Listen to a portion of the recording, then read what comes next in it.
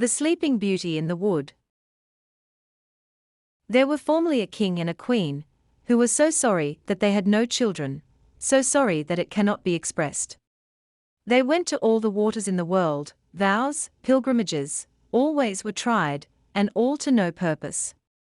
At last, however, the queen had a daughter. There was a very fine christening, and the princess had for her godmothers all the fairies they could find in the whole kingdom. They found 7, that every one of them might give her a gift, as was the custom of fairies in those days. By this means the princess had all the perfections imaginable. After the ceremonies of the christening were over, all the company returned to the king's palace, where was prepared a great feast for the fairies. There was placed before every one of them a magnificent cover, with a case of massive gold, wherein were a spoon, knife, and fork, all of pure gold set with diamonds and rubies. But as they were all sitting down at table they saw come into the hall a very old fairy, whom they had not invited, because it was above 50 years since she had been out of a certain tower, and she was believed to be either dead or enchanted. The king ordered her a cover, but could not furnish her with a case of gold as the others, because they had only 7 made for the 7 fairies. The old fairy fancied she was slighted, and muttered some threats between her teeth. One of the young fairies who sat by her overheard how she grumbled, and, judging that she might give the little princess some unlucky gift, went, as soon as they rose from table, and hid herself behind the hangings, that she might speak last, and repair, as much as she could, the evil which the old fairy might intend. In the meanwhile all the fairies began to give their gifts to the princess. The youngest gave her for gift that she should be the most beautiful person in the world, the next, that she should have the wit of an angel, the third, that she should have a wonderful grace in everything she did, the fourth, that she should dance perfectly well, the fifth, that she should sing like a nightingale, and the sixth, that she should play all kinds of music to the utmost perfection. The old fairy's turn coming next, with a head shaking more with spite than age, she said that the princess should have her hand pierced with a spindle and die of the wound. This terrible gift made the whole company tremble, and everybody fell a-crying. At this very instant the young fairy came out from behind the hangings, and spake these words aloud. Assure yourselves, O king and queen, that your daughter shall not die of this disaster. It is true, I have no power to undo entirely what my elder has done. The princess shall indeed pierce her hand with a spindle, but, instead of dying, she shall only fall into a profound sleep, which shall last 100 years, at the expiration of which a king's son shall come and awake her. The king, to avoid the misfortune foretold by the old fairy, caused immediately proclamation to be made, whereby everybody was forbidden, on pain of death, to spin with a distaff and spindle, or to have so much as any spindle in their houses. About 15 or 16 years after, the king and queen being gone to one of their houses of pleasure, the young princess happened one day to divert herself in running up and down the palace. When going up from one apartment to another, she came into a little room on the top of the tower, where a good old woman, alone, was spinning with her spindle. This good woman had never heard of the king's proclamation against spindles. What are you doing there, goody? Said the princess. I am spinning, my pretty child. Said the old woman, who did not know who she was. Ha! Said the princess. This is very pretty, how do you do it? Give it to me, that I may see if I can do so. She had no sooner taken it into her hand than, whether being very hasty at it, somewhat unhandy, or that the decree of the fairy had so ordained it, it ran into her hand, and she fell down in a swoon. The good old woman, not knowing very well what to do in this affair, cried out for help. People came in from every quarter in great numbers. They threw water upon the princess's face, unlaced her, struck her on the palms of her hands, and rubbed her temples with Hungary water, but nothing would bring her to herself. And now the king, who came up at the noise, bethought himself of the prediction of the fairies, and, judging very well that this must necessarily come to pass, since the fairies had said it, caused the princess to be carried into the finest apartment in his palace, and to be laid upon a bed all embroidered with gold and silver. One would have taken her for a little angel, she was so very beautiful, for her swooning away had not diminished one bit of her complexion, her cheeks were carnation, and her lips were coral, indeed, Her eyes were shut, but she was heard to breathe softly, which satisfied those about her that she was not dead. The king commanded that they should not disturb her, but let her sleep quietly till her hour of awaking was come.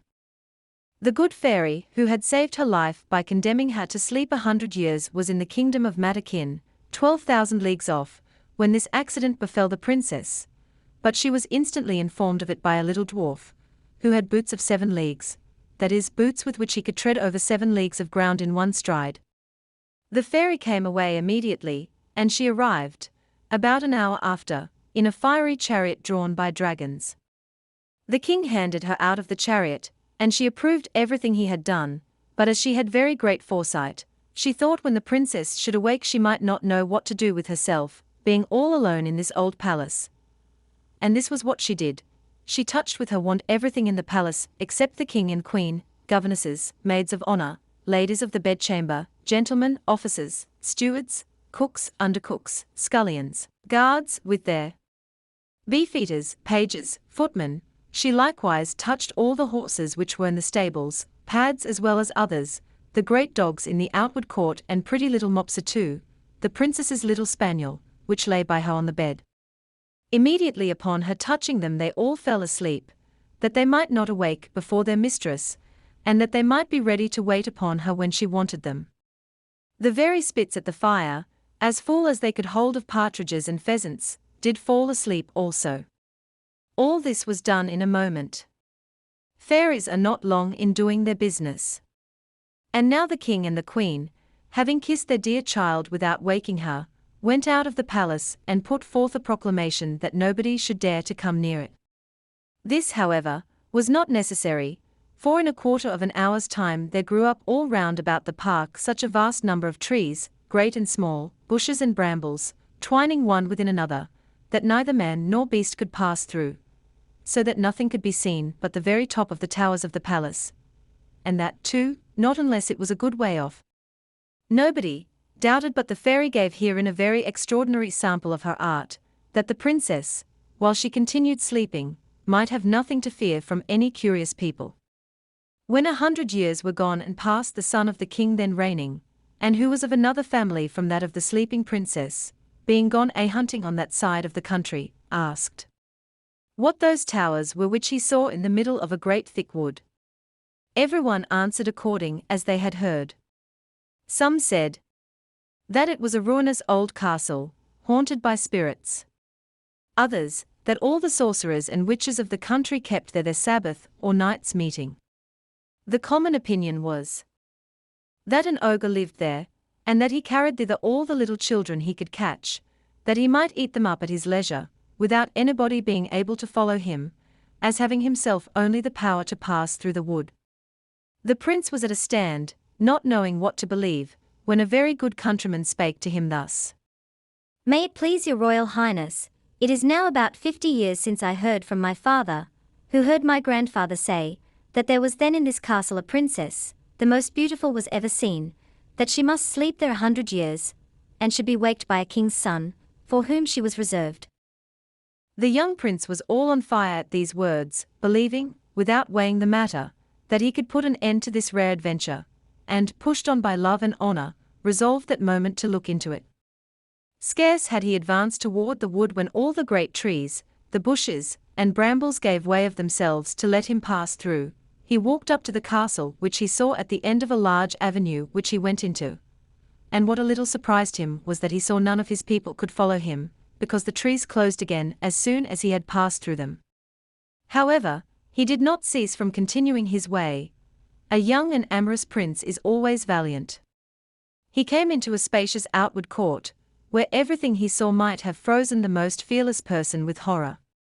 There reigned all over a most frightful silence, the image of death everywhere showed itself, and there was nothing to be seen but stretched out bodies of men and animals, all seeming to be dead. He, however, very well knew, by the ruby faces and pimpled noses of the beefeaters, that they were only asleep, and their goblets, wherein still remained some drops of wine, showed plainly that they fell asleep in their cups. He then crossed a court paved with marble, went up the stairs and came into the guard chamber, where guards were standing in their ranks, with their muskets upon their shoulders, and snoring as loud as they could. After that he went through several rooms full of gentlemen and ladies, all asleep, some standing, others sitting.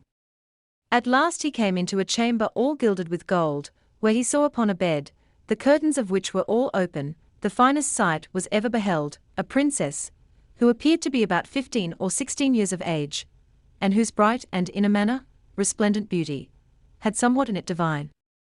He approached with trembling and admiration, and fell down before her upon his knees.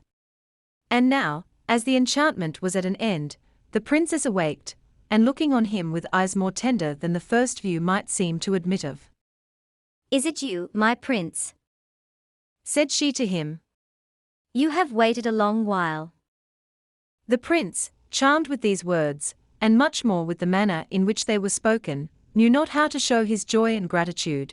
He assured her that he loved her better than he did himself. Their discourse was not well connected, they did weep more than talk, little eloquence, a great deal of love.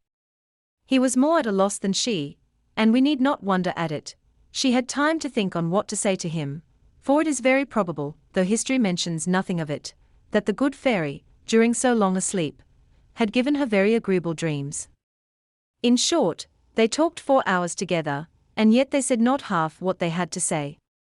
In the meanwhile all the palace awaked, everyone thought upon their particular business, and as all of them were not in love they were ready to die for hunger. The chief lady of honor, being as sharp-set as other folks, grew very impatient, and told the princess aloud that supper was served up. The prince helped the princess to rise. She was entirely dressed, and very magnificently, but his royal highness took care not to tell her that she was dressed like his great-grandmother, and had a point band peeping over a high collar. She looked not a bit less charming and beautiful for all that. They went into the great hall of looking-glasses, where they supped, and were served by the princess's officers.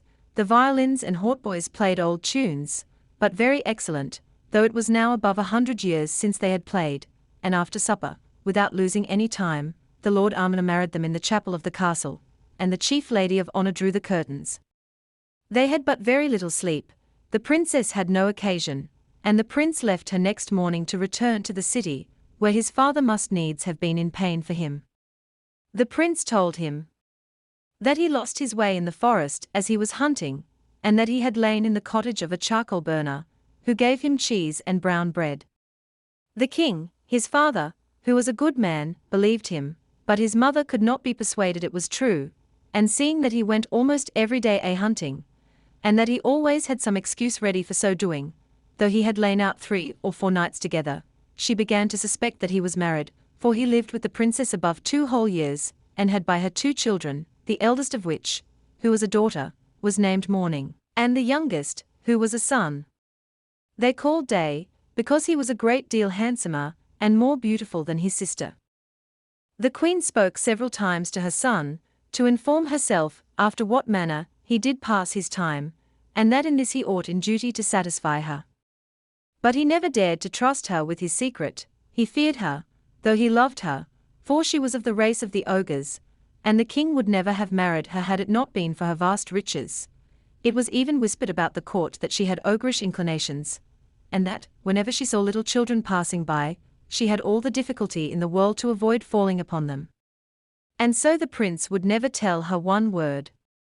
But when the king was dead, which happened about 2 years afterward, and he saw himself lord and master, he openly declared his marriage, and he went in great ceremony to conduct his queen to the palace. They made a magnificent entry into the capital city, she riding between her 2 children. Soon after the king went to make war with the Emperor Contalabutte, his neighbor. He left the government of the kingdom to the queen his mother, and earnestly recommended to her care his wife and children. He was obliged to continue his expedition all the summer, and as soon as he departed the queen-mother sent her daughter-in-law to a country house among the woods, that she might with the more ease gratify her horrible longing. Some few days afterward she went thither herself, and said to her clerk of the kitchen, "I have a mind to eat little Morning for my dinner tomorrow." "Ah, madam," cried the clerk of the kitchen. "I will have it so," replied the queen, and this she spoke in the tone of an ogress, who had a strong desire to eat fresh meat. and will eat her with a sauce, Robert. The poor man, knowing very well that he must not play tricks with ogresses, took his great knife, and went up into little Morning's chamber. She was then 4 years old, and came up to him jumping and laughing, to take him about the neck, and ask him for some sugar candy. Upon which he began to weep, the great knife fell out of his hand, and he went into the backyard, and killed a little lamb, and dressed it with such good sauce that his mistress assured him that she had never eaten anything so good in her life. He had at the same time taken up little Morning, and carried her to his wife, to conceal her in the lodging he had at the bottom of the courtyard. About 8 days afterward the wicked queen said to the clerk of the kitchen, I will sup on little day. He answered not a word, being resolved to cheat her as he had done before. He went to find out little day, and saw him with a little foil in his hand, with which he was fencing with a great monkey, the child being then only 3 years of age. He took him up in his arms and carried him to his wife, that she might conceal him in her chamber along with his sister, and in the room of little day cooked up a young kid, very tender, which the ogress found to be wonderfully good.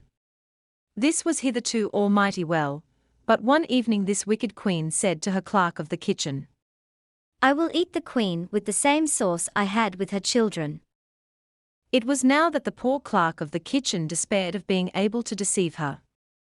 The young queen was turned of 20, not reckoning the 100 years she had been asleep, and how to find in the yard a beast so firm was what puzzled him. He took then a resolution, that he might save his own life, to cut the queen's throat, and going up into her chamber, with intent to do it at once, he put himself into as great fury as he could possibly, and came into the young queen's room with his dagger in his hand. He would not, however, surprise her, but told her, with a great deal of respect, the orders he had received from the queen mother. Do it, said she, stretching out her neck. execute your orders, and then I shall go and see my children, my poor children, whom I so much and so tenderly loved. For she thought them dead ever since they had been taken away without her knowledge. No, no, madam, cried the poor clerk of the kitchen, all in tears. you shall not die, and yet you shall see your children again, but then you must go home with me to my lodgings, where I have concealed them, and I shall deceive the queen once more, by giving her in your stead a young hind. Upon this he forthwith conducted her to his chamber, where, leaving her to embrace her children, and cry along with them, he went and dressed a young hind, which the queen had for her supper, and devoured it with the same appetite, as if it had been the young queen. Exceedingly was she delighted with her cruelty, and she had invented a story to tell the king, at his return, how the mad wolves had eaten up the queen his wife and her 2 children. One evening, as she was, according to her custom, rambling round about the courts and yards of the palace to see if she could smell any fresh meat, she heard, in a ground room, little day crying, for his mamma was going to whip him, because he had been naughty, and she heard, at the same time, little Morning begging pardon for her brother. The ogress presently knew the voice of the queen and her children, and being quite mad that she had been thus deceived, she commanded next morning, by break of day, with a most horrible voice, which made everybody tremble, that they should bring into the middle of the great court a large tub, which she caused to be filled with toads, vipers, snakes, and all sorts of serpents, in order to have thrown into it the queen and her children, the clerk of the kitchen, his wife and maid, all whom she had given orders should be brought thither with their hands tied behind them. They were brought out accordingly, and the executioners were just going to throw them into the tub, when the king, who was not so soon expected, entered the court on horseback, for he came post, and asked, with the utmost astonishment, what was the meaning of that horrible spectacle. No one dared to tell him, when the ogress, all enraged to see what had happened, threw herself head foremost into the tub, and was instantly devoured by the ugly creatures she had ordered to be thrown into it for others. The king could not but be very sorry, for she was his mother, but he soon comforted himself with his beautiful wife and his pretty children.